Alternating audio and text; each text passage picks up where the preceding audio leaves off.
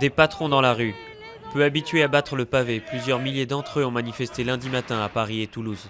À l'appel de la Confédération des PME, ils protestent contre 30 années d'une politique qui a, selon eux, bridé l'économie.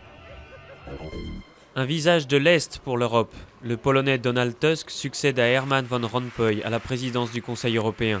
Son prédécesseur belge lui a transmis la clochette, symbole de cette fonction qu'il a inaugurée par son art du compromis entre les dirigeants des 28. Donald Tusk s'est engagé à défendre les valeurs de l'Union européenne et à la rendre plus forte. Pas de répit au Nigeria. 2 bombes ont explosé lundi matin sur le marché de Maïdougouri, moins d'une semaine après un double attentat kamikaze qui avait fait au moins 45 morts dans ce fief de Boko Haram. Ce week-end, des dizaines de volontaires musulmans nettoyaient la mosquée de Kano, victime vendredi d'une attaque sanglante du groupe islamiste.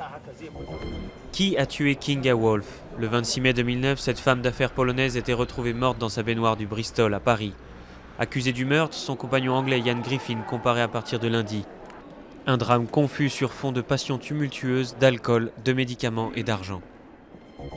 Lui ne perdra pas ses feuilles en hiver. Alors que 190 pays débutent lundi au Pérou des négociations cruciales sur le climat, une innovation bretonne apporte du vent au moulin des économies d'énergie. Un arbre en métal constitué de microturbines, une alternative aux immenses éoliennes accusées parfois de gâcher le paysage.